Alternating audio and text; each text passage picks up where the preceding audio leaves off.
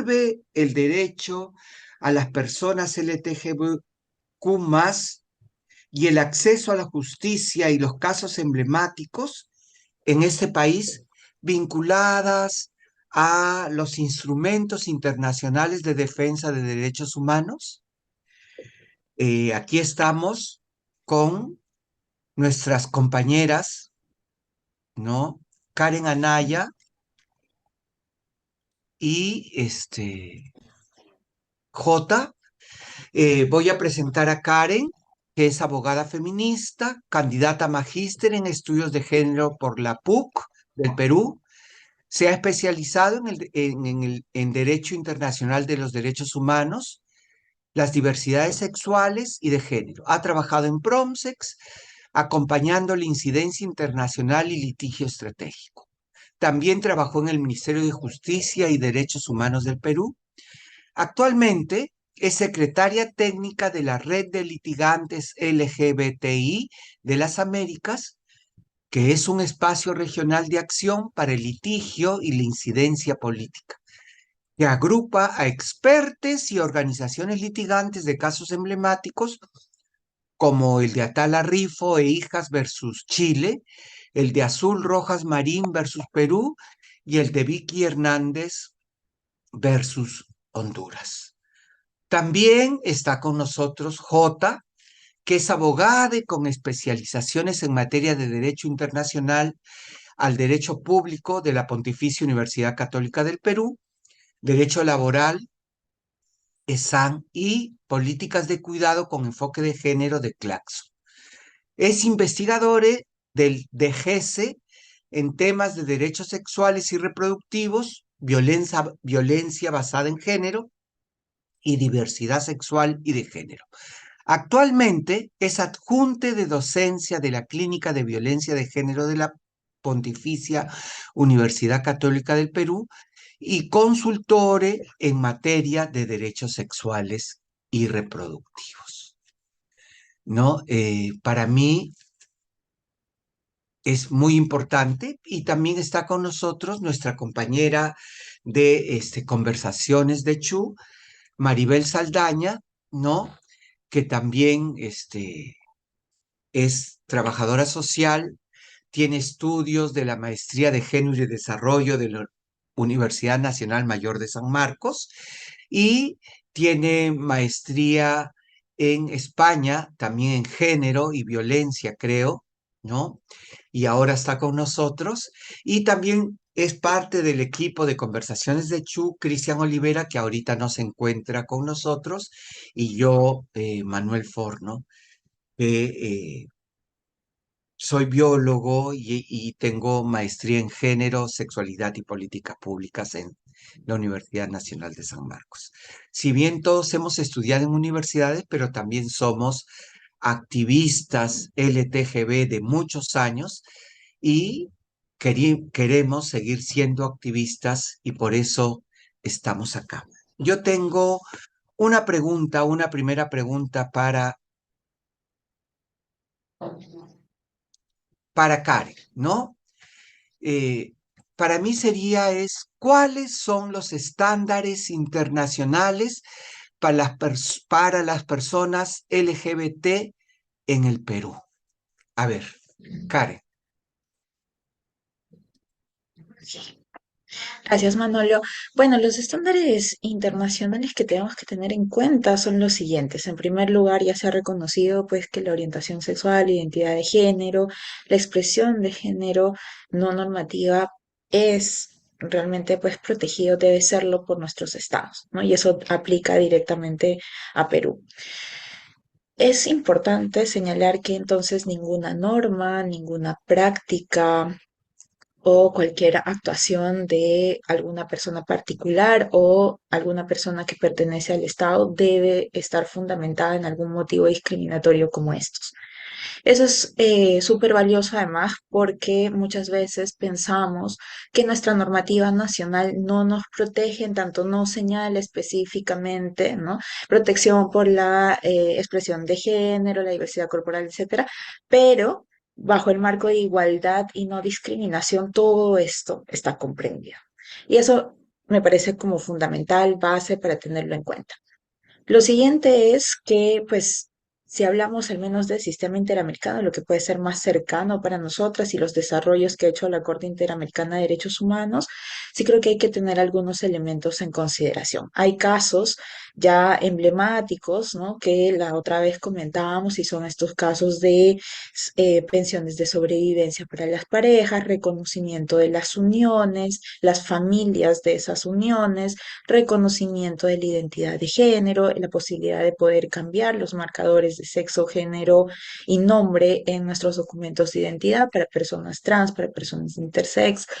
Y también, pues, de otro lado, eso implica la protección no solo de personas adultas en ese sentido, sino también de niñeces y adolescencias. ¿Verdad? Que eso es algo que muchas veces también invisibilizamos. Pues, hay adolescentes y niñeces LGBTI y merecen igual protección. En ese sentido, también hay que destacar que hay algunas sentencias que dan cuenta de que la discriminación se hace presente en muy diversos ámbitos, desde colegios hasta espacios de consumo o por parte de diferentes actorías como agentes del Estado y también de parte de particulares o empresas. Frente a todas esas acciones debe haber una protección fundamental por parte de los estados. Ninguna decisión, incluso las de la Iglesia, por ejemplo, deben estar exentas de revisión y de cumplimiento de los derechos humanos. Entonces creo que eso diría como fundamental para responder a tu pregunta. Ok, me parece interesante. A ver, Maribel, ¿tienes alguna otra preguntita tú por ahí?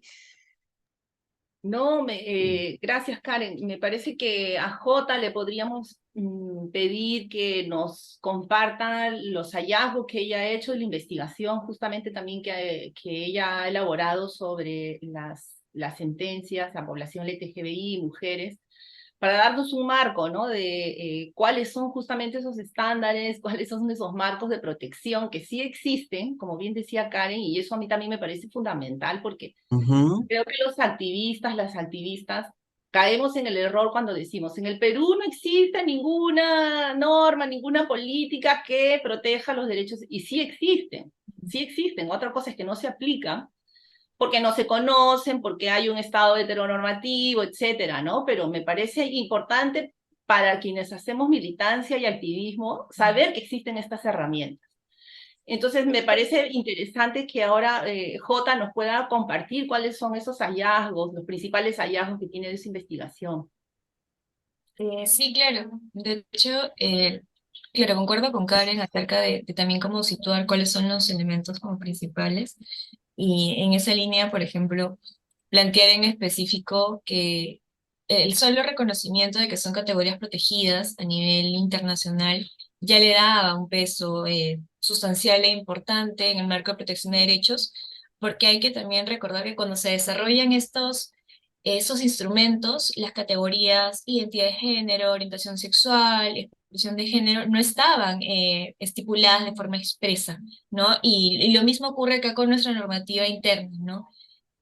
Sin embargo, el desarrollo que se ha dado en sede jurisprudencial en ambos sistemas nos han ayudado a comprender también cuáles son los alcances que se puede dar en materia de protección y cuál es la obligación que surge a partir de ello, ¿no? En nuestro caso, no puedo compartir ahorita, pero sí lo que trabajamos fue justamente la revisión de estándares a partir de, primero determinar qué es un estándar, ¿no? O cuando estábamos hablando de un criterio, es decir, cuando se reconocía que había una vulneración de derechos, pero era mucho más amplia a cuando se hablaba de una protección del derecho y cómo se podía proteger, ¿no? O cuáles eran los alcances de esta protección en el sistema interamericano, el sistema universal, y es muy amplia en el sentido de que aborda acceso a la justicia, aborda debida diligencia, aborda discriminación, pero también en cuanto a qué falta si hay una ausencia de consenso sobre la protección de derechos, es decir, qué es lo que ocurre mucho en Perú, ¿no? ¿Qué pasa si es que hay una situación de discriminación, pero no tenemos una norma expresa que regula este caso? En muchos ámbitos y en muchas esferas que vinculan el Estado peruano, ¿no? Como es todavía el marco vinculado a seguridad social, ¿no? Que ya tenemos desde el 2012 un marco claro dentro al caso del sistema interamericano sobre el reconocimiento de, por ejemplo, discriminación por orientación sexual. Luego viene el caso Duque, después, donde específicamente se aborda este caso y aún así en Perú la normativa no establece un parámetro claro para la protección de personas LGBT cuando hay un caso de muerte y sobrevivencia y finalmente exigen o reclaman una pensión, ¿no? Pero sí hay un desarrollo a nivel jurisprudencial que te dice, y obligaciones por parte del Estado peruano que deben ser acordes a el problema que evidenciamos no era tanto si es que habían estándares o no, porque la norma finalmente te dice, si no hay un consenso sobre la aplicación, si es que no hay claridad sobre eso, el hecho que identifiques que existe una situación de discriminación genera la obligación de que te pronuncies al respecto, ¿no? Y de que actúes respecto a esa situación de discriminación. Pero el Estado, me parece que es una cuestión también de no conocer qué se ha desarrollado en sede externa, pero también el preferir que hay una normativa interna limitada y en función a ello decir, yo no tengo nada más que trabajar, ¿no? Acá en sede interna no se ha visto estos temas, entonces, ajenamente a que afuera ya se evaluó o no, yo no tengo obligaciones de revisar o adecuar mi razonamiento a lo que se ha dicho en materia foránea. Pero no es así, y es esta falta de sensibilización, que es también que algo que desarrolló Karen en su exposición anterior, también nos lleva al problema el problema es identificar cuál es el estándar, o el problema es también actuar en un marco de sensibilización a quienes finalmente van a decidir su aplicación cuando se trata de de la normativa y el acceso a reconocimiento de derechos aquí en Perú. Ok, gracias. Ahora, yo tengo una pregunta eh, en función a la investigación que ha hecho Jota y al caso emblemático de Cristian Olivera, ¿no? Tengo una pregunta. ¿Qué se debe o qué se puede hacer para lograr que se apliquen estos estándares internacionales planteados en la sentencia de la Corte Interamericana de Derechos Humanos eh, para las personas LGBTIQ+ en las decisiones de los operadores de justicia del Perú, por ejemplo? Creo que es una pregunta que justamente no solo podría contestar yo, sino también Karen, porque también iba de la mano en su exposición. Pero el caso de Cristian a mí me parece muy importante porque se abordan temas que la Corte dejó de lado en casos previos, ¿no? Como por ejemplo la discriminación en el empleo, porque había un caso de discriminación en el empleo, en el caso de Páez Páez contra Chile, y la Corte no establece marcos de actuación específicas en cuanto hubiese un despido, en caso de empleo, sabiendo de que ese era un caso que involucraba a un sector público, ¿no? Y en el caso de Cristian es como un procedimiento mucho más amplio porque dice no solo discriminación en el ámbito de relaciones de consumo, sino dentro del ámbito del empleo y de las relaciones prácticas que puede desarrollar la propia empresa con otras empresas. Entonces, la esfera y el marco de protección que desarrolla es muy amplio, pero eso es en el marco de la sentencia, ¿no? Entonces, una de las cosas es, hay que reconocer también de que tanto la composición de la Corte como el marco en el que se desarrolla en el contexto peruano tiene una incidencia política. Entonces, quienes son finalmente representantes de la Corte van a tener una posición también desde lo que per se creen que es el reconocimiento de derechos, porque cada sentencia también ha sido desarrollada con diversos jueces, pero también cuando llega al Perú hay que ver en qué contexto está, ¿no? Entonces, creo que en un contexto como el actual, el creer que cercanamente se va a llegar a cumplir así con rigurosidad y a tiempo de las... eh, cada una de las cosas que fueron reconocidas como vulneradas y también las reparaciones, creo que podría ser un poco, eh, no creo que se vaya a dar próximamente, ¿no? Al menos en este gobierno. Pero también nos lleva a pensar de qué otros factores existen más allá del marco político, ¿no? Y esto también lleva a ver el nivel de sensibilización que existen a nivel de operadores de justicia, y entiendo que, por ejemplo, ahí el MINJUS está haciendo un trabajo al nivel de tratar de sensibilizarles, pero no solo de parte del MINJUS, sino también hay una actuación fuerte desde la sociedad civil, ¿no? Para que los casos sean conocidos, para que el impacto de esto sea conocido, para que quienes ven sus derechos vulnerados también sepan a qué herramientas pueden acudir o qué ya se ha dicho sobre el tema, y no solo pensarlo en sede judicial, sino también en sede administrativa. Tengo entendido de que en sede administrativa, como eso es un caso que finalmente involucra en Indecopi, por ejemplo, creo que desde Indecopi hay mucha más participación activa para que esto se aplique, que no se ve necesariamente de la mano con el desarrollo de parámetros dentro del ámbito judicial, ¿no? Entonces hay que diferenciar estos ámbitos y que por más que se haya desarrollado como tal una sentencia que nos diga se ha vulnerado estos derechos y estas son las reparaciones, a veces escapa mucho de las manos de finalmente de quienes son víctimas y han sido reconocidos como, tales que se aplique y tienen que entrar otros actores para que finalmente pueda desarrollarse, ¿no? Pero la idea es de que no se pierda en sí mismo la sentencia y lo que se ha ganado a partir de ello, ¿no? Ok. A ver, Karen, ¿qué tienes que decir tú frente a esa pregunta? ¿Podría yo? Sí, sí, repreguntar, claro que sí. Sí, tengo como tres cosas así que me dan vuelta, ¿no? Una primera es que la Constitución del Perú indica que el Perú, al ratificar los tratados internacionales, pues está bajo la tutela de ellos, ¿no? O sea, por lo tanto, los tiene que implementar, ¿no? Eso es uno primero y digamos, a veces encontramos que los mismos operadores o no lo conocen o se hacen lo que no conocen, ¿no? Eso es por un lado. Lo otro es que hay un tema que siempre sale a flote cuando hablamos de los derechos de la población LGTB, que es el sesgo que hay sobre el impacto de la niñez, ¿no? Y que también sale en el caso de Cristian. Me parece interesante porque en el caso de Cristian, en la sentencia, hablan sobre eso, y yo creo que eso es un tema que hay que difundir, porque lo que dice ahí, y me gustaría que ustedes también aborden eso, es que eso no puede significar la discriminación a las personas LGTB, ¿no es cierto? Porque por encima está el derecho, en este caso, de Cristian a expresar afecto, etcétera, ¿no? Y el otro tema que siempre también me da vueltas, también como lesbiana, ¿no? Como mujer lesbiana, es esta homogenización que suele haber cuando se habla de la población. Incluso se dice personas LGTBI como si todos y todas, todes, tuviéramos la misma problemática. Y a veces Ujú. siento que los estándares caen en esta homogenización, lo que no nos permite pues avanzar en problemáticas específicas, en historias y contextos diversos de interseccionalidades diversas que hay sobre la discriminación, ¿no? Entonces eso también creo que sería importante que le demos vueltas, porque cómo podríamos, en todo caso, visibilizar que existe este vacío, pero también es un reto para nosotras como incidencia política y como activistas, ¿no? Es. Varias cuestiones, ¿no?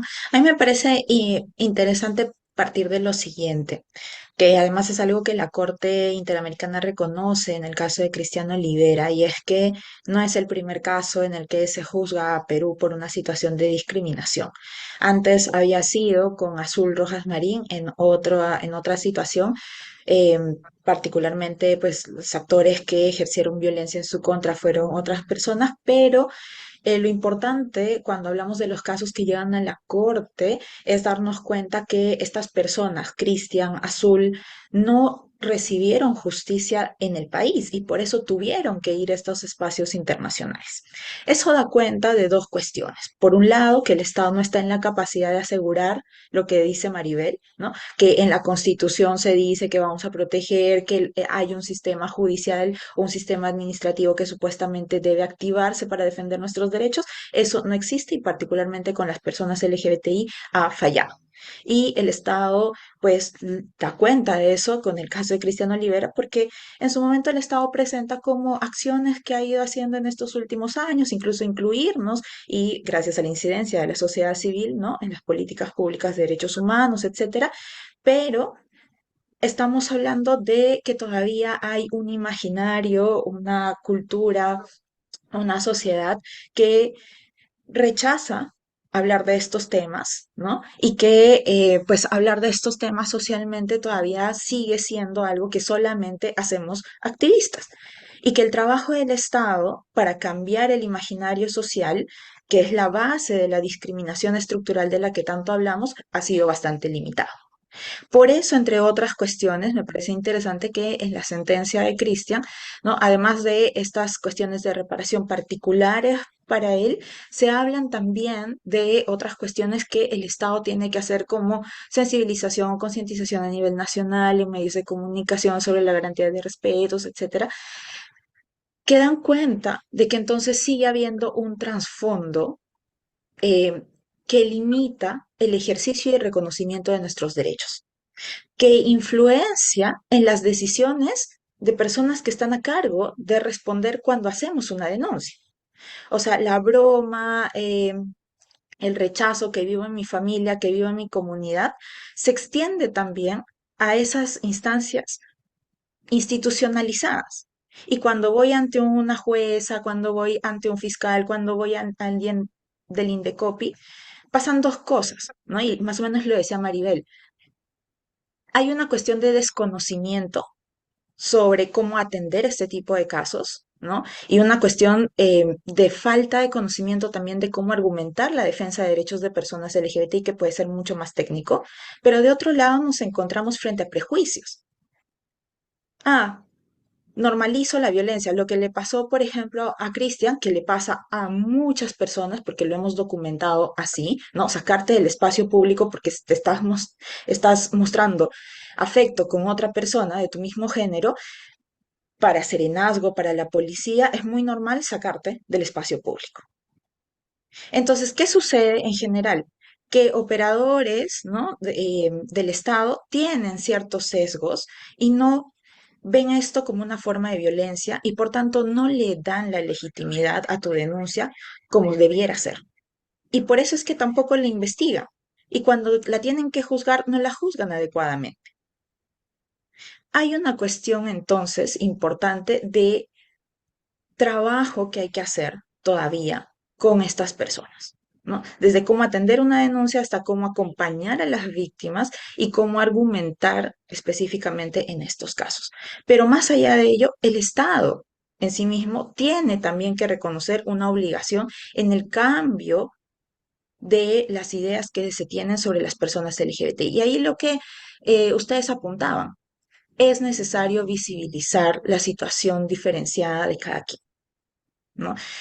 Yo desde mi experiencia, por ejemplo, mujeres pansexuales, bisexuales, muy poco se conoce de cuáles son las situaciones de violencia o discriminación que vivimos, ¿no? Y algo que me parece fundamental y además agradezco el gran trabajo que se hizo del litigio en el caso de Cristian, algo que no se había visto en otros casos que llegaron a la corte con tal contundencia, es que esa situación que él vivió y que vivimos muchas personas LGBTI afecta nuestro proyecto de vida y nos afecta también a nuestra salud mental. Mm. Y eso no se había reconocido antes de manera tan contundente, ¿no? Entonces, hay una cuestión también de entender que esta situación que el Estado está generando de desprotección normativa, de desprotección mediante sus órganos judiciales, etcétera, afecta a la persona que vivió un hecho específico, pero nos afecta a todas las demás, porque vivimos en ese sentimiento de total desprotección y de impunidad frente a lo que pueda suceder, ¿no? Creo que eso también es importante colocarlo en este diálogo porque muchas veces no hemos sido conscientes del impacto que eso puede tener en nuestras vidas y en nuestro día a día, y más aún si hacemos activismo, ¿verdad? Y creo que es importante dar a entender también que es un tema del que hay que empezar a hablar, ¿no? El Estado tiene que hacerse cargo de esas cuestiones históricas de afectación a nuestra salud mental y a nuestros proyectos de vida. Y casos como el de Cristian demuestran esa necesidad hasta el día de hoy. Ok. Gracias, Karen. A ver, Yo Cristian, podría ¿tienes al... complementar alguna de las Ah, ya, preguntas que perfecto. quedaron. Sí. De hecho, existe todavía acá en Perú una falta de consenso sobre la primera pregunta que era sobre la aplicación, por ejemplo, del derecho internacional o el desconocimiento sobre Ujú. la implicancia de un marco de protección de derechos humanos, derecho internacional, que debe ser aplicado de la mano con la normativa interna, ¿no?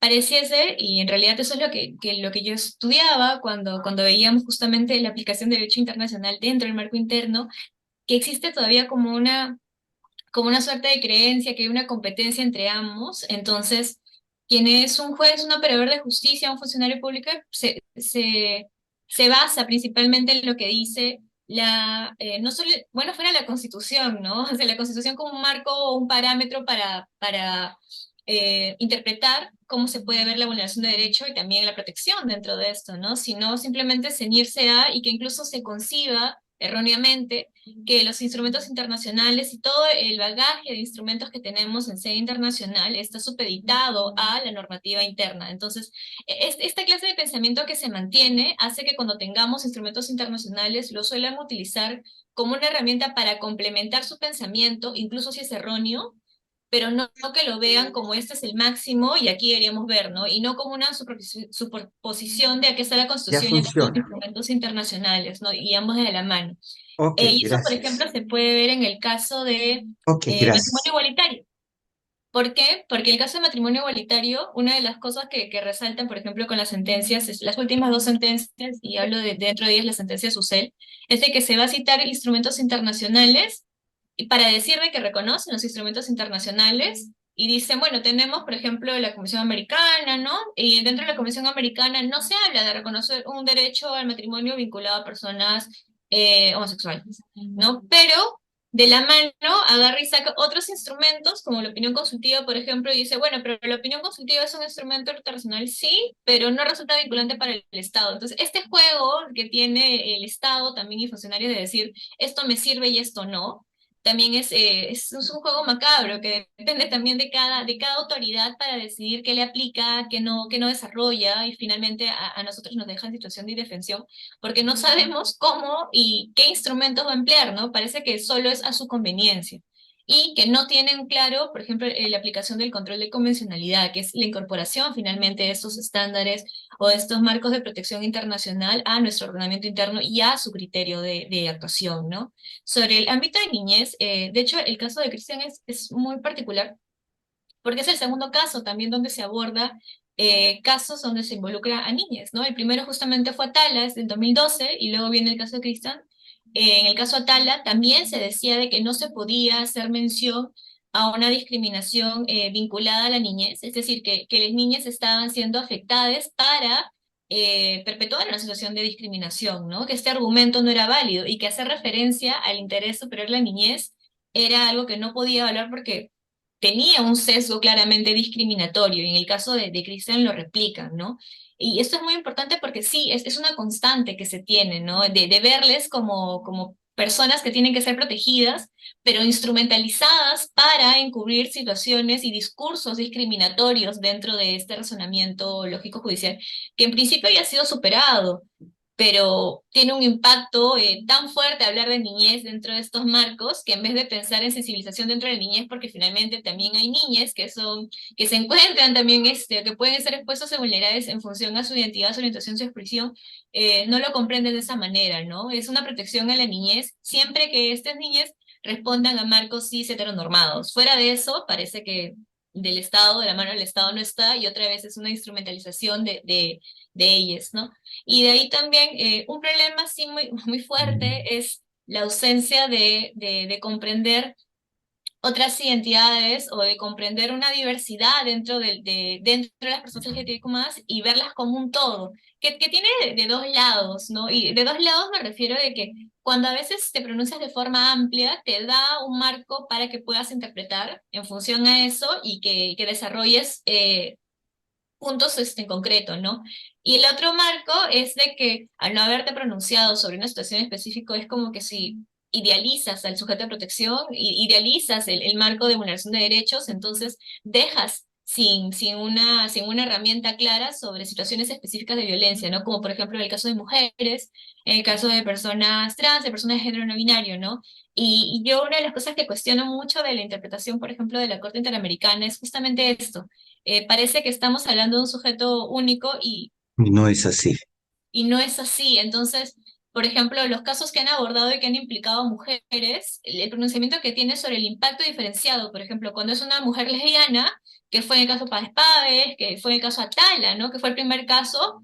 No, y uno de los errores que también se ve es de que, ay, estamos hablando de una mujer, sí, pero estamos hablando de una mujer lesbiana. Entonces vamos a hablar por el móvil discriminatorio de orientación sexual, y ahí es un boom, ¿no? O sea, es sumamente grande, pero oye, la orientación sexual no puede ser leída de manera como ajena a la identidad de género. Entonces, no deja de ser una mujer lesbiana. Pronúnciate sobre el impacto que tienen las mujeres lesbianas, las prácticas que ha tenido de discriminación, pero no lo hace. Entonces, a mí en particular me resuena mucho que siga habiendo este marco binario de interpretación en la Corte, que es comprender siempre todo como afectación de hombres y mujeres, incluso de personas LGBTQ+, pero incluso de personas LGBTQ+, comprenderlo como un todo único que sufre siempre el mismo marco de discriminación, las mismas afectaciones.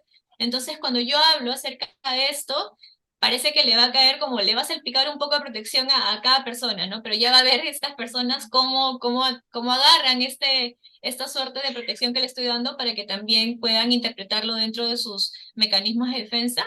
Y esa es una falencia muy, muy grande, yo creo, al menos del trabajo que hicimos, del de recojo de estándares, que esto tiene sus pros y contras, como señalaba, y que creo que también va a ser chamba de quienes son activistas y lamentablemente quienes son víctimas y la defensa de las víctimas para poder usar esas herramientas y decir, con todo esto, yo tengo que situarlo en mi caso en específico y tengo que visibilizar la situación en específico. Y tú, como corte, y tú como comité, o tú como entidad administrativa o entidad judicial del Estado, no solo te bases en la idea o noción de orientación sexual y identidad de género, sino ve la situación específica de discriminación de la que te estoy hablando, porque este impacto es un impacto diferenciado en función a mi vida, pero también tiene otros marcos de actuación vinculados a mi identidad, pero también elementos de clase que cruzan, ¿no? Situación migratoria que cruzan, que al momento de ver el LGBT parece que todo lo demás ¡pum!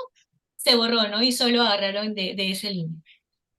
Ok, gracias. Ha sido muy interesante lo que proponen. Nos abre muchas puertas para poder repensar lo que significa la sentencia de la Corte de Cristian sobre Cristian Olivera, pero también nos abre puertas y ventanas por las cuales podemos reflexionar y encontrar grandes avances en esa sentencia, pero también nos repreguntamos cuántos vacíos pueden existir, ¿no? Creo que eso va a ser muy importante. Cristian, ¿qué tienes que decir tú sobre eso? Gracias, Manolo, Maribel, J, Karen. Yo me conecto un poquito tarde porque, bueno, estaba en una consulta médica, pero acá me encantó escuchar la opinión de Karen, de J, en el sentido de un tema que me parece fundamental, que es no solamente el desconocimiento que tienen los operadores y las operadoras de justicia, sino especialmente el prejuicio y la estigmatización que hay dentro del propio sistema de justicia, ¿no? Y que en este caso concreto, el mío, se expresó en las decisiones que tomaron las autoridades para validar todos los argumentos discriminatorios que expresó en su momento la defensa de la empresa que se denunció. Entonces, esto realmente era absolutamente escandaloso, pero así de escandaloso, ni el Indecopi ni el Poder Judicial pudieron, o no quisieron, creo, ver, mirar, observar justamente todo lo que implicaba esta revictimización y estigmatización que durante el proceso se estaba haciendo, en este caso, a mi persona. Recordarles, por ejemplo, que la empresa presentó un informe psiquiátrico, imagínense, que palabras más, palabras menos, pero prácticamente equiparaba a la homosexualidad con una enfermedad mental. Cuando sabemos que eso, por ejemplo, la OMS ya para ese entonces lo había eliminado del manual de enfermedades mentales. Eso por un lado, había presentado, por ejemplo, cartas de vecinos, vecinas de alrededor del supermercado, que claro, cuando uno lee cada una de las cartas, cada una de las cartas es más homofóbica que la otra, ¿no? Pero claro, hablaban de cosas como Dios, la moral, las buenas costumbres, que son conceptos o que usaron en la estrategia de defensa totalmente, en todo momento, la empresa denunciada, ¿no? Y desde luego lo que también se ha mencionado acá es el gran prejuicio, que es un prejuicio muy instalado, y lo vemos en las encuestas del propio Ministerio de Justicia, el INEI, el prejuicio sobre el tema de la niñez es muy, muy arraigado en nuestra sociedad y es algo que se empleó también como parte de la estrategia de defensa y que luego fue avalado, ¿no? Refrendado por las decisiones del INDECOPI y del Poder Judicial. Entonces creo que, y eso ya la sentencia de la Corte lo ha reconocido, que el sistema de justicia tuvo a su disposición, tuvo a la mano todos los elementos para darse cuenta, para ver que lo que había allí era una discriminación, no solamente por el hecho que originó la denuncia, sino por cómo se estaba dando todo el proceso, ¿no es cierto? Entonces yo creo que eso es sumamente importante, reconocer en efecto que hay grandes desafíos todavía en el sistema de justicia para eh, que el acceso a la justicia, valga la redundancia, sea efectivo, sea real para las personas LGTB que sean víctimas de violencia, de discriminación, de cualquier vulneración de sus derechos en general, de nuestros derechos. Eh, y lo otro que me parece súper interesante es que comentaban J y Karen, era de el sujeto único, ¿no? El sujeto único LGTB sin mayores énfasis o especificidades por cada identidad, por cada orientación, etcétera. Entonces, los comento solo como anécdota a propósito del, digamos, del impacto, el rebote que tuvo la sentencia en un evento que hubo. Me pidieron que les enviara un resumen de mío y claro, lo que yo puse fue activista gay, ¿cierto? Porque siempre mi lugar de enunciación es ese. Entonces, y me propusieron, no, pero mejor te ponemos activista LGTB. No. Y yo les dije, no, yo soy activista gay, pertenezco sí a la comunidad LGTB. En todo caso, si quieren redactarlo de una manera distinta, pueden poner activista que es parte de la comunidad LGTB, no sé, pero yo soy activista, yo no puedo ser activista lesbiana, no puedo ser activista trans, o sea, no puedo ser todos los activistas. Yo soy activista gay, pertenezco a la comunidad LGTB desde luego, ¿no es cierto? Pero soy un activista gay. Creo que es lo mismo que en muchos momentos hacen las compañeras lesbianas, ¿no? O sea, reivindicar justamente ese lugar de enunciación que yo siempre repito, ¿no? A partir del cual uno articula un discurso y articula una defensa de los derechos. Entonces yo creo que eso también es fundamental y que creo que es un desafío también ya a nivel del sistema interamericano, del sistema universal de derechos humanos, también en ese sentido, eh, digamos, replantear esta situación del sujeto único LGTB, ¿no? Eso podría yo comentar en principio a partir un poco de los comentarios de Jota y de Karen. Ok. Gracias, Cristian. Yo tengo algunas preguntas, interrogantes con relación a lo que se ha hablado sobre esta violencia estructural, esta discriminación, este estigma, estos estereotipos y validación de prejuicios que existen lamentablemente todavía sobre este bloque que ellos consideran como eh, que somos uno, ¿no? Este LTGB, antes era lesbianas, LG, luego LTGG, luego LTGB, ahora es LTGBI y ahora es LTGBIQ+. O sea, yo no sé si hablar de este acrónimo que cada vez crece en letras es favorecedor para poder diversificar y aceptar que somos diversos, que somos diferentes y que tenemos diferentes perspectivas de vida o seguir planteando que siempre seremos LTGB, que tenemos agendas y puntos en común, sí, ¿no? Pero también hay que tener en cuenta que esta sociedad es heteronormativa y binaria, ¿no? Entonces, que nos invisibiliza desde que se construyen sus normas y esta sistemática actuación del Estado peruano está en función a que se ha construido de forma binaria, ¿no? Eh, uno versus el otro, blanco versus negro, hombres versus mujeres, nada intermedio existe y todo aquello que es diferente de esa mirada es considerado como algo anormal, ¿no? Entonces, eso es un problema muy, muy, muy, muy complicado. ¿Qué vamos a hacer frente a eso? ¿Qué tenemos que hacer para romper eso al interior de ustedes como personas que se encargan de abordar desde el sistema interamericano o desde los comités de Naciones Unidas, o también qué tenemos que hacerlo para trabajar al interior de las organizaciones LGTBIQ+, para que ellas también se compren el pleito y poder exigir el cumplimiento al Estado y al gobierno peruano sobre el reconocimiento de nuestros derechos y cumplir con las sentencias de la Corte y de los comités de Naciones Unidas. Una, Gracias. una cosita para complementar, Manolo, tu pregunta. Eh, bueno, dos cosas. Una primera es que, por ejemplo, cuando se hizo el Plan Nacional de Derechos Humanos, el que ya, digamos, ya no es válido, porque terminó el 2021, me parece, hubo toda una incidencia desde nosotras, por ejemplo, las lesbianas y las personas trans, para que no se pongan personas LGTB, y eso pues no nos No hicieron funcionó.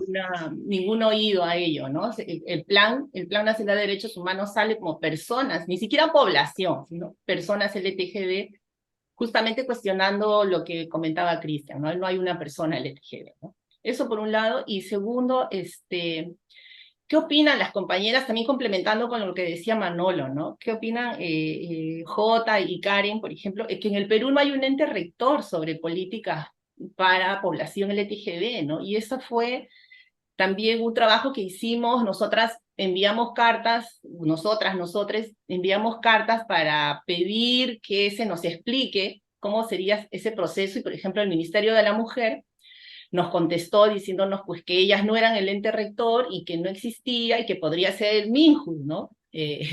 Entonces, yo siento que hay ahí como una especie también de peloteo, a ver quién se carga de este de grupo de anormales, de maricas, de machonas, ¿no? O sea, ¿qué hacemos con este grupo? Porque pues nadie quiere asumir, ¿no? Y además son cartas formales y me parece que eso también es parte pues de nuestra lucha, etcétera. Pero ustedes cómo ven ese vacío, ¿no? También que puede estar perjudicando justamente también que los estándares aterricen en política peruana, ¿no?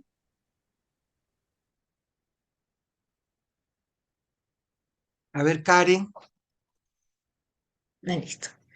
Bueno, hay varias cuestiones, ¿no? Yo creo que por un lado es interesante siempre tener en consideración esto. Maribel me hacía recordar con la Política Nacional de Derechos Humanos en su momento, se hablaba de un espacio para personas LGBTI y cuando leíamos, ¿no? cuáles eran las obligaciones a las que se estaba comprometiendo el Estado, en verdad no No era suponían nada. cuestiones que nos interesaran a todas. ¿M?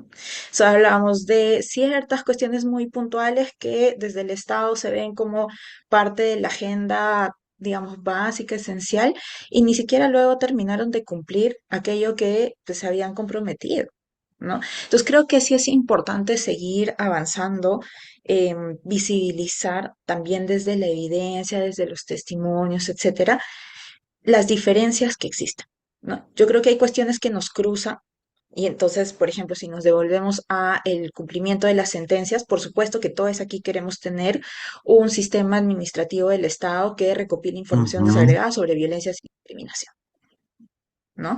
Pero hay ujú. otras cuestiones, por ejemplo, que pasan por unas miradas muy particulares y muy situadas de lo que vive cada quien. No es lo mismo una experiencia, ¿no? Desde incluso una orientación sexual que es la lesbiana o la gay, a una experiencia de una orientación sexual que rompe con el monosexismo, ¿no? De la bisexualidad o la pansexualidad, o lo mismo en identidades de género. Ya, todo eso que hemos aprendido sobre los estándares internacionales para la garantía de la identidad de género se aplicarán por igual o se habrán pensado al desarrollarse en personas de género no binario, ¿no? La pregunta que dejaba J ahí en algún momento. Y ahora tenemos que partir de lo siguiente, los casos que han dado luz a estos estándares en el sistema interamericano pues son eso, son casos muy específicos que sitúan una problemática particular, ¿no? Y que entonces, pues van a estar acotadas en relación a lo que diga la Corte a eso específicamente. Sin embargo, no hay que perder de vista que la Corte sí ha hecho ciertos avances fuera de los casos, ¿no? La anterior vez hablábamos, hay opiniones consultivas. Estas que son ciertas guías para los estados de cómo no caer en la violación de derechos humanos, en este caso de personas LGBTI. Y hay dos específicamente. Una que súper conocemos, la opinión consultiva 2417, ¿no? Que es la primera que nos habla con mucha claridad sobre la protección de los vínculos y también de la identidad de género. Pero luego hay otra más reciente, que es la número 29, que acaba de salir y que habla sobre enfoques diferenciados para personas privadas de libertad. Y la Corte hace un avance interesante porque habla específicamente de cómo proteger a personas LGBTI que están en esa situación. Y ahí sí que nos habla del reconocimiento de que estamos ante sistemas binarios, cisexuales, heterosexuales, y que hay que partir también de reconocer ello para dar cuenta que las estructuras, como decía Manolo, están pensadas así y hoy el trabajo que toca, ¿no? Al Estado y a quien sea que se quiera comprometer con esto, es mirar desde ese otro lado. Me va a robar las palabras de Cristian, hay miradas situadas para ver cómo comprendemos y nos comprendemos en el espacio y en ciertos momentos. Y esa opinión me parece súper interesante porque habla también, ¿no? De reconocer cuestiones como, por ejemplo, em, términos de salud, ¿no? Dice que hay que apoyar mientras la persona esté privada de libertad, también los espacios de transición, los cambios, modificaciones en el cuerpo que pueda tener una persona trans y ciertos aspectos de salud sexual y reproductiva de las personas trans. Algo que normalmente no se habla, ¿no? Cuando vemos transmasculinidades, personas asignadas, mujeres al nacer que necesitan ciertas protecciones en el ámbito de salud, es algo que normalmente no se hablaba y la Corte ahí sí lo coloca. Y creo que entonces, ¿no? Nuestra labor desde el otro lado es tener en cuenta estos procesos. Cuando la Corte iba a producir esta opinión consultiva, pidió información de la sociedad civil de los estados para construir la opinión. Y era sobre personas privadas de libertad con un enfoque diferencial. No era sobre personas LGBTI privadas de libertad. ¿Qué hizo que luego en la opinión apareciera una sección grande, específica, con esto que les comento, que habla de personas LGBTI así de manera detallada? El que nosotros hayamos enviado esa información y hayamos colocado la diferencia frente a su vista para ver que había que atender situaciones muy distintas, pero que eran necesarias de que la Corte trabaje en ese documento. Eso mismo hay que hacer ahora, ¿no? El trabajo de la implementación de la sentencia de Azul de Cristian no depende solamente de ellas y de quienes representan sus casos. Depende también de que nosotros acompañemos desde el lugar en el que estemos. Maribel lo decía, hemos acompañado muchas veces procesos en las mesas y sí, hay una grande deficiencia todavía, ¿no? Esto que señalaba ella de que no haya un ente rector claro, afecta el cumplimiento de la sentencia. Porque entonces, como ella dice, se están peloteando entre la una y la otra, quién va a hacer qué. Y lo que yo les decía en mi exposición pasada, mientras tengamos reparaciones más complejas que van desde una indemnización hasta genere una política, genere un observatorio, ¿no? Genere una, no sé, una capacitación, etcétera, nos encontramos con muchísimas actorías con las que hay que trabajar. Y eso supone, ¿no? Entender que son cuestiones que nos atañen a todos, que todos deberíamos estar peleando ahora mismo porque hay una política que hable sobre tal cosa, o que la política que ahorita existe sobre empresas y derechos humanos, ¿no?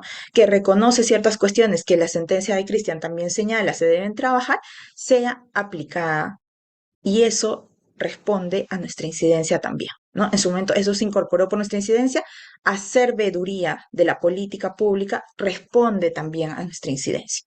Entonces, sí hay que colocarnos también en esos procesos, aunque el Estado sea difícil, aunque no haya una situación clara sobre quién tiene que responder sobre estos temas, hay que colocarnos y exigir. y entender también del otro lado que hay procesos muy grandes, estructurales del Estado, ¿no? Como esto de definir quién tiene el rol rector, etcétera, que a veces pensamos es, o es algo que sale de nuestros temas como activistas.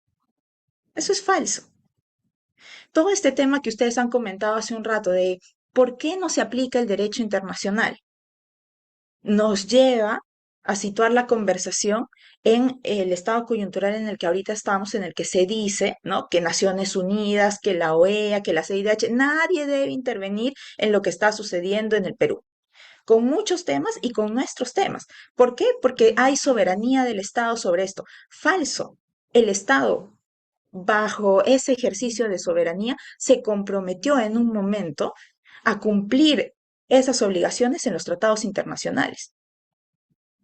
Eso es así, ¿no? Y más bien ahora, bajo ese pretexto de que nadie debe tener injerencia en asuntos internos, pretenden desconocer el derecho internacional, cuando nosotros lo que tenemos, lo único que tenemos al no haber alcanzado justicia a nivel nacional es la instancia de la Corte, la CIDH antes, ¿no? O los comités de Naciones Unidas. Entonces, también hay que pelearnos ahora esa posibilidad que existe y que se está discutiendo en el Parlamento de que denunciemos la Convención Americana de Derechos Humanos, porque nos dejaría sin un espacio de protección. ¿Qué es lo que le está sucediendo ahorita a Venezuela? ¿No? La gente allá tiene problemas con su sistema de justicia. ¿Y a dónde mira luego si es que no se resuelve su caso a nivel nacional? No puede ir al sistema interamericano. ¿No? Entonces, hay que comprarnos también ese pleito de las cuestiones que ahorita están pasando, que quebrantan nuestra democracia, que quebrantan el respeto de los derechos humanos en general, y verlas como un tema de agenda nuestra también, porque luego cuando queremos implementar sentencias, cuando queremos demandar que se cumplan los tratados, cuando queremos demandar que el Estado haga tal o cual cosa en la política pública, entonces vemos que sí nos afecta. ¿No? Y hay que salir entonces de esa mirada de que solo tenemos una agenda muy particular como personas LGBTI y no vemos lo demás, sino que hay que situarnos con el movimiento general de derechos humanos y demandar que esa gente también, que dice que trabaja derechos humanos, nos sitúe dentro de esa agenda, que cuando hablen de democracia, de elecciones, de derechos políticos, ¿no? En general, que cuando hablen de empresas, etcétera, nos coloquen también en esa agenda como un compromiso de gente que trabaja en temas de derechos humanos. Y miren nuestras diferencias, que es lo que ya todos han señalado, ¿no? Y no nos miren como un sujeto único. Tenemos agendas diferentes, tenemos cuestiones diferentes que hace años estamos colocando en la mesa y lo que falta ahora es un Estado que coja eso y realmente no dependamos, como decía Jota, de la buena voluntad de algún funcionariado que está en un momento. Ah, para complementar un poco lo que dice Karen, y también reconociendo lo que ha dicho Cristian, ¿no? Que es importante anunciarse y también decir desde dónde estamos hablando, porque creo que esta idea de que una persona por su experiencia de vida puede representar a una diversidad también ha sido algo que se ha construido dentro de nuestras propias prácticas, ¿no? Y claro, en su momento también entiendo que ha sido en función a que otras personas no podían, o bueno, teniendo en cuenta que es un clima muy hostil, el poder hablar también por otros básicamente era la única herramienta que se tenía y era comerse también una lucha sumamente fuerte y el impacto que esto podía tener en espacios y momentos donde hablar sobre tu orientación o sobre tu identidad te podría costar mucho, ¿no? O sea, en sí mismo. Pero también es reconocer que es un momento y también espacio de darle tribuna a otras personas para que también hablen desde sus experiencias, ¿no? Para que puedan tener voz dentro de ello y también señalar de que nuestras experiencias son eso, son nuestras, pueden ser compartidas en función a ciertas líneas, como la discriminación que sufrimos en general, ¿no? Por motivos de orientación, identidad de expresión, pero no nos va a atravesar de la misma manera porque hay otros factores de la mano. Y también el poder como trabajar líneas que reconozcan el impacto diferenciado que tiene en función a ello, ¿no? Que cuando se ven planes sobre derechos humanos, cuando se ven actuaciones en el marco de derechos humanos, se suele pensar como persona como un único, ¿no? Y creo que caemos un poco también en esta línea de no cuestionarlo a veces, ¿no? Ya sabemos que el derecho fue construido desde un marco androcéntrico, ¿no? Pensado también no solo como desde el ámbito de hombre, sino desde un hombre blanco, privilegiado, no cualquier hombre, ¿no? Entonces, después parte una línea para cuestionarlo desde el ámbito del acceso al reconocimiento de derechos de mujeres, pero también no cualquier mujer estaba exigiendo su reconocimiento de derechos, ¿no? También tenía una impronta de clase muy fuerte. Y cuando hablamos también cuando hablamos de cómo esto nos interpela, también es importante señalar, ¿no? Yo hablo desde mi experiencia, hablo como también desde el marco de representatividad que esto me puede traer y darle espacio a lo demás. Y creo que eso también va de la línea con qué este rector podría asumir esto. O sea, creo que es lamentable también en esa línea que no tengamos un ente rector, ¿no? Que tengamos que irnos a pensar si es que es el Ministerio de la Mujer, si es que es el Ministerio de Justicia, y finalmente suelen decirnos que es el Ministerio de Justicia porque el Ministerio de la Mujer, ¿no? O sea, supuestamente como centrado en... Pero también es cuestionable en el sentido de que, bueno, al menos yo no he visto, ¿no?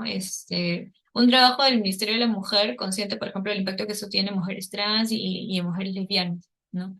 Entonces, bien seresionista también esa idea de pensar que tenemos que ir a una esfera y también a una esfera como, digamos, el Ministerio de Justicia, pero que también lo está viendo todo como un marco unitario, ¿no? O sea, como el sujeto único. Y a partir de ese sujeto único voy a trazar una línea de acción de sensibilización.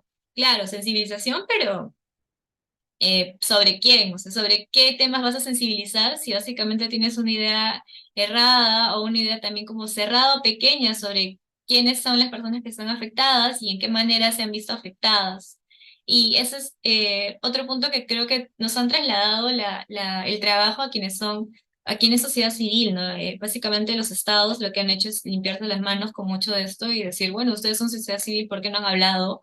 ¿Por qué no visibilizan sus demandas? ¿Por qué no se organizan? ¿Por qué no se informan? ¿No? ¿Por qué no saben todo lo que yo debería en principio brindarles y garantizarles? ¿Y por qué ustedes no tienen mecanismos de prevención de violencia cuando finalmente la primera línea se supone que es el Estado y no deberíamos estar en situación de alerta todo el tiempo sobre identificar patrones de discriminación porque no deberíamos ser expuestos tampoco a esto, ¿no? Pero este traslado de responsabilidad, incluso para pensar quién debería ser el ente rector, cómo debería regularse, ver otros marcos de actuación que habían sido desarrollados en otros países, creo que también es algo sumamente agotador, que también hace que sea muy fácil su trabajo, ¿no? Siempre trasladándoles a los demás y no reconociendo su propia responsabilidad dentro de ello. A mí me resuena mucho también lo que menciona Karen, porque claro, hay un fuerte trabajo también de parte de sociedad civil y también hay que reconocer que esta unificación no solo hace mucho más difícil el visibilizar las situaciones de discriminación, sino también el atenderlas en específico, ¿no? Hablar de un sujeto ideal o de un sujeto o sea, que merece protección, porque eso básicamente es lo que nos están diciendo también dentro de ello, hace que muchas personas que no vean representadas sus situaciones de discriminación, situaciones de violencia, tampoco puedan pensar, por ejemplo, cuáles serían los mecanismos más idóneos para prevenir y también después para reparar. Entonces, estas ideas que le trasladas básicamente a quienes se encuentran en situación de vulnerabilidad a causa de actuación y omisión estatal, creo que también es un punto que ya ni siquiera se discute de manera tan abierta, ¿no? Creo que ha sido trasladado hacia quienes son activistas, pero otra vez, o sea, tenemos un Estado, pues, un Estado de Derecho, entonces, ¿por qué? O sea, ¿por qué tenemos que asumir una tarea que no nos corresponde? Y también esa línea como, y también en lo que yo pienso desde mi lado como una persona de género no binario, es pensar cómo esto que se ha trabajado también, por ejemplo, en el reconocimiento de derechos, a mí o sea, no me benefician, no me interpelan, ¿no? O sea, otra línea de interpretación tengo que construir de mi lado, tengo que revisar qué se ha dicho en otros países, celebrar lo que se ha dicho en otros países, ver cómo se puede aplicar acá, y no necesariamente o sea, cuestionarme o cuestionar como la viabilidad de reconocimiento de mis derechos, porque yo tengo claro que tengo derechos, pero sino también para ver que claro, tengo derechos, pero como, ¿de qué me sirve de tener un derecho reconocido en un papel? Si en la práctica, incluso a mí me cuesta como comprender cómo eso se podría llevar a ejercer, cómo esto puede ser como reconocido y también cómo mapear ¿por qué estamos tan atrás, no? ¿Por qué estamos tan atrás en algo tan básico como, por ejemplo, el reconocimiento de identidad, si es que esto ya ha sido como un tema sumamente cerrado en otros países de la región, ¿no? Y a nivel internacional? ¿Por qué tenemos que seguir como posicionando esta demanda, esta lucha que no, que justamente, ¿no? Cuando se habla de personas LGBTQ+, cuando se habla de como este todo, no le atraviesa a todo el mundo, ¿no? O sea, no todos tienen esta lucha como enmarcado, pensada en su cabeza, ¿no?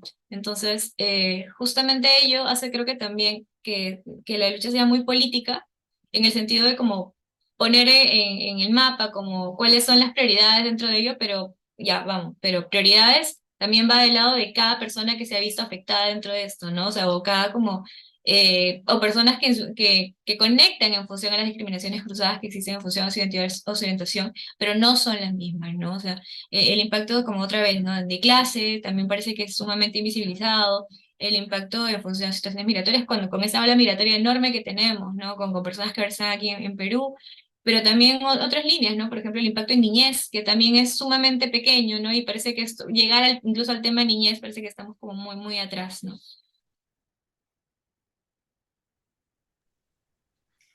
A ver, ¿sí? ¿Me escuchan?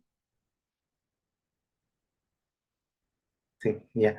Un poco tratando de reflexionar a partir de lo que dice J, Karen y la pregunta también que planteaba Manolo. Yo he recordado que hace algunos años, junto con Janet Yaja, hicimos una investigación sobre acceso a la justicia y solicitamos acceso a la información pública de varias entidades del Estado, Policía, Ministerio del Interior, el MIM, Poder Judicial incluso, etcétera. Información referida a personas, a población LGTB, ¿no? Pero salvo el MIM, creo que tenía algunas cositas muy pequeñas a partir de lo que recogía en los centros de emergencia mujer, en los CEMS. Las demás instituciones referían que no tenían ningún indicador que pudiera dar cuenta, ¿no? De la situación de, concretamente, acceso a la justicia de personas de la comunidad LGTB. Entonces, creo que esto también es importante en el sentido de que si, importante y necesario si que queremos lograr políticas públicas, la implementación de programas, servicios, ¿no es cierto? Que sean sensibles a las diversas necesidades que hay dentro de la comunidad LGTB, ¿no? A partir de las diferentes identidades, expresiones, orientaciones, etcétera. Creo que es importante que, en efecto, haya un esfuerzo por parte del Estado para incorporar el recojo de esta información que puedan luego sistematizar y procesar. Eh, Creo también que es importante, de hecho lo solicitamos como una medida, ¿ya? Fue una solicitud que planteamos a la Corte Interamericana para que el Estado designe a una entidad, a una institución que sea, digamos, la responsable de las políticas respecto a la población del LGTB. Bueno, lamentablemente, digamos, la Corte no lo incluyó en la sentencia, pero sí fue parte de las cosas que disputamos, porque finalmente es eso un poco, lo que estamos discutiendo acá también es un poco que el derecho es ese ejercicio también de disputa de poder, ¿no es cierto? Para justamente trascender esta mirada binaria, esta mirada cis heteronormada. Solicitamos, por ejemplo, eso y creo que es importante más allá de que no se haya dado obviamente en la sentencia, pero creo que es un punto importante que debería ser, creo yo, parte de la agenda también, tener una entidad realmente, lo que han mencionado ya, ¿no? Que facilita justamente una serie de cosas en términos de articulación, en términos de implementación incluso de las propias sentencias que ya tenemos. Y además de eso, creo que es importante, además de tener esta entidad que sea responsable, ¿no? Que no haya suerte de ping-pong, como decía Maribel, ¿no? No tú, y que estemos un poco a la deriva de la buena voluntad del funcionario, la funcionaria que esté en ese momento en particular. Creo que es importante, y lo han venido mencionando, así como hay la transversalización del enfoque de género, yo creo que debemos demandar cada vez más una transversalización de otros enfoques a nivel de las políticas públicas, ¿no? Del enfoque de género a veces se queda lamentablemente en una mirada también un poco binaria. Entonces yo creo que también tenemos que ver también el enfoque interseccional, esto que decía Jota, ¿no? Mirar el tema de clase, el tema de etnia, el tema de ¿cómo se llama?, de edad generacional, etcétera, ¿no es cierto? Y definitivamente pues el enfoque de diversidad, que intenta en todo caso trascender a veces encasillamiento en el que de pronto puede quedarse el enfoque de género, ¿no? Entonces, en este binario de hombre-mujer. Entonces, creo que es importante también dar esa batalla, dar esa lucha para que estos enfoques sean incorporados también dentro de la actuación del Estado, de las políticas públicas, de mecanismos, de estrategias que puedan recoger esta información para poder precisamente implementar las políticas públicas. Quería mencionar también que parte de las medidas que solicitamos, y pensando un poco también en el tema de reparación, que también se ha comentado un poco acá, o sea, nos preguntábamos cómo se repara a una población, a una comunidad que ha sido históricamente discriminada, sistemáticamente discriminada y de manera interseccional, ¿no es cierto? Entonces, solicitamos que se pueda dar una comisión de la verdad LTGB. Yo en particular vengo de un proceso en el que he trabajado mucho el tema de crímenes de odio, desde el tema de los registros, de la sistematización de información, etcétera, etcétera. Vengo de experiencias que vienen de memoria, que vienen desde el retablo de la memoria LTGB, que luego se convirtió y traspasó al quipu de la memoria, ¿ok? Y que fueron ideas que fueron madurando en los espacios en los que yo he ido trabajando, articulando, participando, activando, y que en algún momento nos dijimos, sería importante que haya, bueno, hemos tenido evidentemente una comisión de la verdad y la reconciliación sobre el conflicto armado interno que recoge algunos casos de la población LGTB, pero como siempre hemos dicho, o sea, la violencia y la discriminación estuvo antes del conflicto armado, se agravó o tuvo, digamos, una característica particular durante el conflicto armado, y lamentablemente permanece a pesar de que no vivamos en un conflicto armado, ¿no es cierto? Eh, entonces creo que es importante, en términos de reparación, creo que, y hablando de estándares de reparación y cómo se repara, no solamente de manera individual, sino también como de manera colectiva a una población, yo creo que, y por eso lo colocamos como parte de las solicitudes que planteamos a la Corte, una comisión de la verdad LTGB. Bueno, nuevamente, lamentablemente la Corte no acogió esta solicitud, pero igualmente creo que es algo que podríamos ir debatiendo dentro del movimiento, en las organizaciones, etcétera. A mí en particular me parece que es una de las seguramente muchas posibilidades que hay en términos de reparación, pero creo que me parece una idea muy potente, ¿no? Como estrategia también para justamente eso, ¿no? Buscar verdad, justicia y reparación. A propósito, además, y lo recuerdo ahora, estábamos en todo un tema de que, ¿no?, se está retomando el caso de las Gardenes, que es un caso emblemático de la comunidad LGTB, ¿no? De asesinato del grupo subversivo de MRTA a un grupo de compañeras, compañeros en Tarapoto, en la ciudad de Tarapoto, en el año 89, si mal no recuerdo, y que, miren, imagínense, después de tantos años recién la Fiscalía está ya, digamos, empezando a armar este tema de la investigación. Pero es un poco eso, ¿no? Ver cómo desde el tema también de la justicia, de la memoria, del ejercicio de memoria, de la búsqueda de verdad y justicia, también tenemos ese tipo de medidas más también colectivas, más allá de las que en cada caso particular se le pueda otorgar a las personas víctimas, pero creo que también es importante, al menos yo siempre me veo así, me veo parte de un colectivo, me veo parte de una sociedad, me veo parte de un movimiento, ¿no es cierto? Entonces, siempre intento pensar desde esa mirada también, ¿no? O sea, desde luego que hay cosas que me corresponden a mí como persona en términos de reparación, pero siempre en esta mirada de que estratégica, si quieres, política, si quieren, de justamente arrancarle esos estándares al derecho, ¿no es cierto?, para en beneficio de de la comunidad LTGB. Dicho esto, solamente quería mencionar también que anunciar en todo caso, a propósito del espacio, que lamentablemente el Estado peruano ha solicitado interpretación de la sentencia. Ellos aparentemente no entienden, ¿no? Varios de los puntos de la sentencia,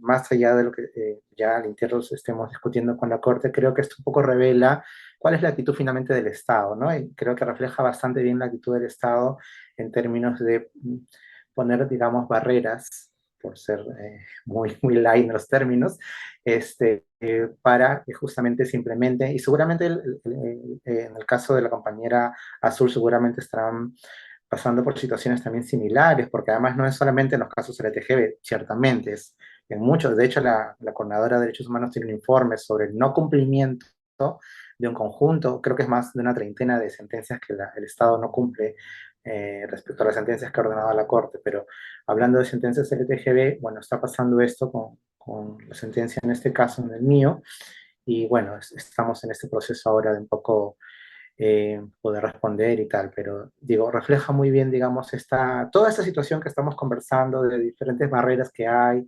etcétera, y eso también creo que hace parte de esta mirada del Estado de siempre resistirse y tener esta mirada que decía J, ¿no? Como que son dos sistemas distintos que se contraponen, ¿no? O sea, esta idea de soberanía, idea falsa de soberanía, que no se metan con nosotros, ¿no? Así como no se metan con nuestros hijos, no se metan con nuestra soberanía, podríamos decir ahora, porque creo que esa es un poco la lógica en la que funciona lamentablemente el Estado y en estos temas de acceso a la justicia. Eso por ahora, gracias. Manolo, estás con el micro apagado. Siempre me pasa lo mismo. Sí, para cerrar, Karen, ¿no? Y es como que el Estado peruano y el gobierno lo que dicen es, yo tengo derecho a decidir lo que yo quiero dentro de mi país y que nadie se meta, ¿no? Puedo vulnerar derechos, hacer lo que quiera. Karen, para terminar y ya para cerrar nuestras conversaciones de Chu. No, una cosa bien interesante que ha salido, ¿no? Creo que hemos llegado al punto de discutir qué es lo que va a modificar esa discriminación estructural que vivimos. Y hay algunas cuestiones que sí me llaman la atención de la Corte, no solo en este caso último de Cristian o de Azul, sino en general en los casos que se han visto sobre temas LGBTI, es que la Corte, por ejemplo, ¿no? Señala que como una medida de reparación se tienen que garantizar espacios de sensibilización, concientización y tal. Y la gran pregunta es, ¿por qué no reconoces que también hay que ordenarle a los estados, por ejemplo, reconocer el matrimonio igualitario o reconocer la garantía de la identidad de género cuando es un tema fundamental? ¿Cómo yo concientizo a una sociedad y le digo, ¿no? Esto está bien, tienes que respetar sus derechos, no es anormal, no es, como decías tú, Manola, en algún momento, no es que estas personas están enfermas, ¿no? Sino que hace parte de su vida privada, de tener un plan de vida, de desarrollo que cualquier persona debería tener. ¿Cómo le digo eso a la gente si por el otro lado no garantizo que legítimamente estén reconocidas en mis marcos normativos? Ujú. Eso es algo que ya nos dice el hecho de que no puede haber matrimonio, el hecho de que no puede haber garantía de la identidad de género, nos dice que no estamos viviendo como iguales. Entonces, una y otra cosa no pueden permanecer al mismo tiempo. Y ahí sí preocupa a la Corte, porque en el caso de Azul Rojas Marín en su momento, ¿no? Que además le reconocemos como una compañera trans ahora, se solicitó que se ordene al Estado peruano garantizar un procedimiento administrativo con todos los estándares que ya conocemos, y la Corte no lo dio así. El aniquilamiento de las personas LGBTI pasa no solamente por acciones físicas o de violencia psicológica, No. ¿no? Pasa también por el limitarte, esta omisión que decía J en algún momento del Estado de comprenderte dentro de las posibilidades en su marco jurídico. Esa es una forma de aniquilamiento nuestro también. Para llegar a Entonces, una vida digna, había un, ¿no? exacto, una vida que no es posible, que está ahí Ujú. pero no se reconoce. ¿no? Y entonces, claro, la cuestión aquí es, ¿cómo devolvemos a Azul a un espacio tan hostil, ¿no? Donde vamos a hablar de cumplimiento de las reparaciones, etcétera, cuando el Estado ni siquiera la puede reconocer como ella se identifica. Es decir, no existe para el Estado como es ella. Fuera de la violencia que ella tuvo que vivir, ¿no? El aniquilamiento por parte del Estado permanece. Y la Corte no dice nada frente a eso, pero sí nos dice capacitemos, sensibilicemos. Estamos en lo mismo. Y esa sí es una cuestión que preocupa. Entonces, yo aquí sí creo que hago un llamado otra vez, ¿no? Entender que todas las políticas, los llamados internos, internacionales, etcétera, deben pasar por brindarnos eso que bien decías, Manuel. Una garantía de una vida digna que significa respetarnos por quienes somos y la posibilidad de existir. Eso es lo mínimo. Porque si no, el Estado y los organismos internacionales, etcétera, validan el hecho de que no existamos, ¿no? Ujú. Entonces, eso me parece fundamental por un lado. Y lo otro es ya en relación a lo que decía Cristian, para las reparaciones, ¿qué es lo ideal? El Estado debe colocar como centro a las víctimas, ¿no? O sea, los diálogos tienen que hacerse con las víctimas. No podemos entender quizás, pues en Perú sucede mucho, ¿no? Pero los procesos se hacen de la siguiente manera, de manera extractivista, como decía Jota, reconociendo que el Estado no tiene conocimiento sobre esto, no tiene personal sobre esto, no tiene presupuesto siquiera muchas veces para trabajar nuestros temas, y lo que hace es llamarnos para trabajar lo que les corresponde. Eso da cuenta de dos cosas que si la sociedad civil lo ha podido hacer históricamente, lo que decía Cristian, ¿no? Hace años yo vengo recopilando información, o sea, si yo lo puedo hacer, seguramente hasta en situación de precariedad, el Estado con un mejor sistema lo podría hacer. Le hemos enseñado al Estado que podemos hacerlo y que ellos pueden hacerlo. Pero lo segundo es que entonces tratar de los temas LGBTI no es una cuestión fácil. Cuando hablábamos de temas de género, de incorporación, de esa mirada, todavía aunque sea binaria en algún momento, siempre se decía como que también, ¿no? Que vengan las mujeres feministas a enseñarnos sobre esto y no sé qué, pero entonces eso da cuenta de algo. Para trabajar sobre estos temas hay que especializarse. Lo que ustedes hacen, lo que muchos compañeros hacen desde el activismo es trabajo y es un conocimiento que se debe valorar. Entonces, trabajar temas LGBTI también en el espacio del funcionariado público no es acercarse a cualquier tema. Necesita conocimiento, capacitación, materiales, tecnología, si yo quiero trabajar en un observatorio, etcétera. Necesito presupuesto. Es decir, no me basta las dos mesas que están en el MIMP hace años, donde no hay un plan de trabajo con presupuesto, donde no hay personas capacitadas, gente que realmente quiera liderar eso no basta, ¿no? Hay que decirle al Estado, póngase serio y póngame aquí también lo que le pone a otros grupos, lo que le pone a otros temas. Pero además, y otra cosa fundamental es que el Estado no puede decir, bueno, ahora tengo un protocolo, ¿no? Como en el caso de Azul. Voy a tener un protocolo sobre acceso a la justicia frente a violencias que se ejercen contra personas LGBTI. Y nos da un buen día un protocolo y ante la Corte Interamericana dice, yo ya cumplí con la sentencia. Pero ¿qué es lo que pasó en el intermedio? Azul nunca supo, quizás. Nosotros nunca supimos. Simplemente algunos les sentaron y les dijeron, bueno, aquí está el documento y la validación es de 30 minutos leyéndote el documento y ni siquiera tienes posibilidad de dar comentarios, sugerencias, información, etcétera. Ni siquiera se trabaja adecuadamente un protocolo técnico con la gente que lo va a operativizar, que son el Ministerio Público, que son quizás el espacio judicial, etcétera, ¿verdad? Entonces, la centralidad para poder cumplir las sentencias está en las víctimas. Cristian, Azul, nosotros, como víctimas históricas que bien decía, debemos estar en esos espacios y se nos debe dar todas las posibilidades para participar sin que caigamos en el extractivismo que apuntaba abajo, ¿no? Entonces creo que eso es fundamental, la articulación con la sociedad civil. El Estado no nos puede olvidar y simplemente colocarnos ahí como un colchón para decir, ah, sí, lo miraron, lo aprobaron y ya está, si no hemos sido parte del proceso, que es lo que muchas veces ha solido pasar en el país, ¿no? Entonces, creo que Ok. un llamado aquí finalmente es el siguiente. Cojamos lo que existe, lo que ya se ha desarrollado internacionalmente, pero sigámosle apostando a eso. En espacios donde el poder legislativo de pronto es conservador, como sabemos, y no se puede avanzar, tener un caso o llevar un caso que también implica un enorme sacrificio, ¿no? Y muchos años, como más o menos nos explicaba Cristian, igual sigue siendo la posibilidad de discutir estas cuestiones. Entonces, muchas veces en algunos países hemos avanzado porque un caso llegó a una corte y ahí se resolvió algo no solo para esa persona, sino para muchas otras que estamos en una situación similar y hay que apostarle a eso, ¿no?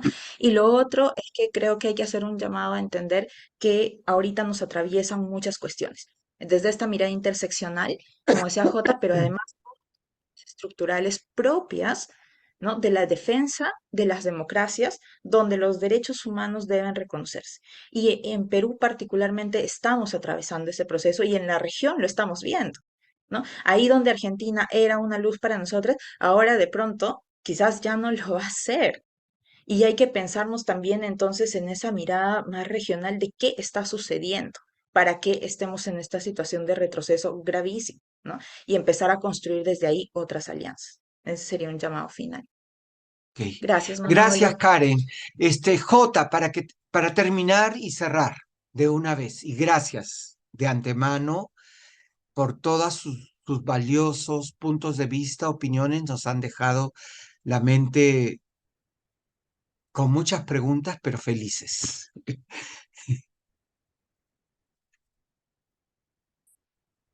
Yo voy a la línea justo de lo que dice Karen, ¿no? También pensar cuál es la cuestión, o sea, cuál debería ser la cuestión del Estado, también en qué posición nos deja a nosotros, ¿no? Y otra vez como también replicando lo que había señalado Cristian sobre el impacto que tiene o sea, no solo como hablar de una vulneración de derechos, sino también el momento de reparación y las dificultades que tiene la aplicación de la reparación. Y de hecho, es algo que me resonaba justo cuando hablaba Cristian, era de que sí se ha dado casos, por ejemplo, que a través de esta, claro, supuestamente bueno, no supuestamente, las sentencias de la Corte son inapelables, ¿no? O sea, ya la Corte ya lo dijo, ahí quedó. Pero se ha utilizado estrategias como, por ejemplo, preguntar acerca de cuáles son los alcances de la forma de reparación para cuestionar elementos de fondo. Y la Corte también ha señalado de que esto no es válido, ¿no? Y una de las cosas que también va de esa línea y que a mí me resuena mucho es qué tan difícil es aplicar una reparación en el Estado peruano cuando se hablan de sensibilización, de capacitaciones, ¿no? Y se ha cuestionado, por ejemplo, de que sé que son igual de amplias, ¿no? Las menciones que hace, por ejemplo, no te dicen en qué plazo necesariamente se va a desarrollar esto o la forma en la que se va a dar, ¿no? O sea, por ejemplo, cuántos módulos va a tener una forma de capacitación, quiénes deberían ser los que lo van a dar, el perfil, etcétera, etcétera. Pero creo que también va de la mano en pensar de que tú como Estado no vas a brindar cualquier cosa, ¿no? Al momento de desarrollar tu reparación y que probablemente vas a fijar también mecanismos para garantizar que esta capacitación, que esta actuación que tienes sea eficiente, sea acorde, ¿no? Y darle mayor libertad para ordenarlo y también desarrollarlo en función a su contexto, ¿no? Lamentablemente, creo que ese razonamiento cuando se ve en ciertos casos puntuales, como las capacitaciones, por ejemplo, no son como un saludo, ¿no? No se llega a pensar efectivamente si es que bastaría una capacitación, un mecanismo de sensibilización y si es que esto realmente tiene un efecto positivo o un efecto reparador en quienes son las víctimas o potenciales víctimas como es el Estado, ¿no? Y también otra vez pensar en que estamos hablando de un marco de situación de discriminación estructural e histórica, ¿no? Que no es alejado para nada de nuestra realidad y que es, que es latente, y ese es uno de los elementos que también debe considerarse al momento de evaluar casos de discriminación que involucren a población LGBT, eh, que justamente pensarlo como algo estructural nos lleva a no solo ver como el hecho puntual de discriminación, sino también a ver qué se puede hacer para que esto no se replique, ¿no? Para que no se perpetúe este imaginario de violencia y la normalización de la violencia contra las personas, contra la población LGTBIQ+, ¿no? Pero, pero parece también que este nivel de visibilización, sensibilización, otra vez se ha trasladado hacia quienes son activistas, hacia la sociedad civil. Y yo me imagino también como claro, el asumir esta imagen de visibilización, incluso visibilizar tu propia demanda, y esto lo sabe Cristian mejor que cualquier otra persona aquí en este panel, que es sumamente agotador porque es una instancia finalmente externa y los años que demora, y luego ver la sentencia, y claro, con los frutos que tiene en marcos argumentativos y también de reparación a esa sentencia, pero ver que el propio Estado sigue replicando esto al no desarrollarlo de manera inmediata o incluso no haber planteado una solución amistosa, e incluso eso no debió llevarse allá, ¿no? O sea, fueron diferentes sedes, administrativa, la parte judicial también, pero luego lo ves en macro y también cuestionarte cómo hemos avanzado, ¿no? A mí, por ejemplo, una de las cosas que me encanta de haber pensado en esto es que al menos ya se aclaró cuál es el marco dentro de carga de la prueba y que ya no se le traslade toda esta responsabilidad a quienes son víctimas o violentadas por parte del Estado, ¿no? Pero en la práctica probablemente estas ideas que tengamos sobre cuál es la correcta aplicación también se queden un poco al aire por la propia actuación de operadores de justicia, ¿no? Y, y eso, ¿no? Yo me quedo también como pensando dentro de mi propia cabeza también cuál es la importancia, relevancia que lleva o conlleva desarrollar un estándar cuando tenemos un Estado tan insensible hacia las propias personas a las que debería como garantizarle derecho, ¿no? Y qué otros mecanismos, más allá del jurídico, porque la parte jurídica finalmente son elementos argumentativos, ¿no? O sea, pero que fuera de esto realmente sirve para que estas herramientas sean válidas, ¿no? Y no se queden con no sé, como tinta en papel, no simplemente ahí esperando que alguien lo revise. Y eso es. No, no se te escucha. Siempre me pasa lo mismo. Gracias, gracias. Bueno, para mí, gracias a ustedes.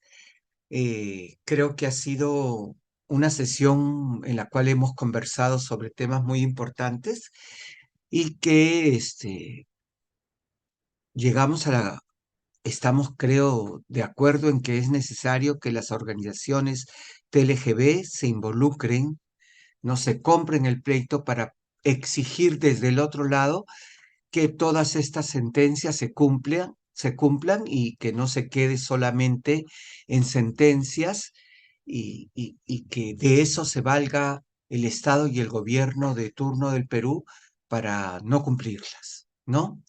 Maribel, Cristian, para cerrar y terminar de una vez, gracias. ¿Tienen algo que decir? Sí, yo Manuela, bueno, un poco a propósito de lo que decía Jota, o sea, que sí es cierto, ¿no? O sea, lo conoce la sentencia y yo siempre lo menciono, ¿no? Ahí sí hay un impacto a nivel de la salud mental de todo lo que ha significado el tiempo y la exposición y toda la batalla en general que de mí se dijo absolutamente de todo, me dijeron.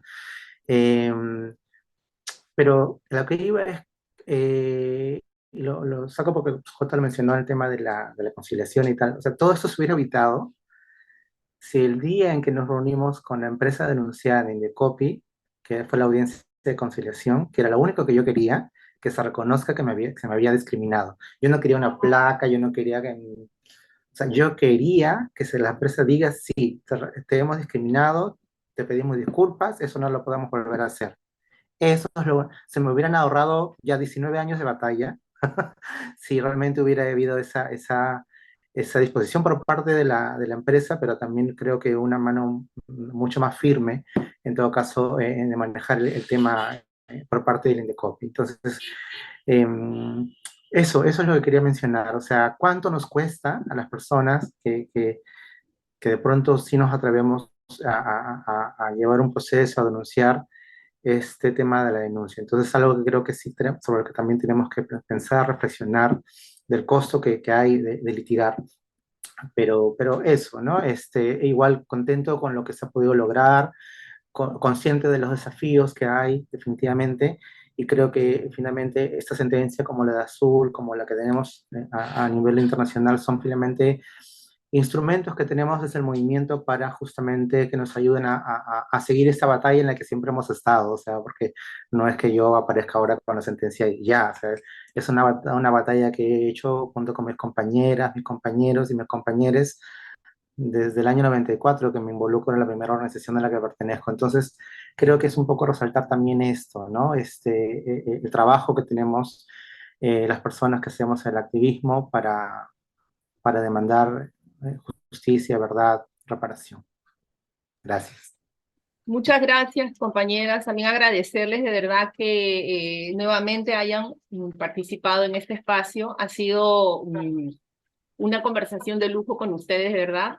Lo apreciamos mucho y me quedo con que debemos ponerle mucho esfuerzo para convertir el derecho en un instrumento de transformación para la población LGTBI, ¿no? Que de entrada no nos considera, no, digamos, está en un marco androcéntrico, como decía una de las compañeras, pero para transformarlo también en un instrumento de transformación para que nos reconozca como ciudadanos, ciudadanas, ciudadanas legítimos, como existencias legítimas, ¿no? Y yo creo que eso también es de por sí ya un reto bastante grande, ¿no? Nada, y nos vemos para el siguiente espacio de diálogo, que creo que de lo que hemos conversado ahora pueden salir muchos otros temas, ¿no?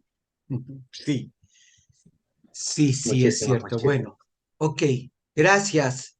Nos vemos. Gracias a Cuídense. ustedes. Gracias, Un Chao, Karen, nos gusto. vemos. Jota. Gracias. Vaya. Adiós, Jota. Gracias. Ah. Bye, Manuel.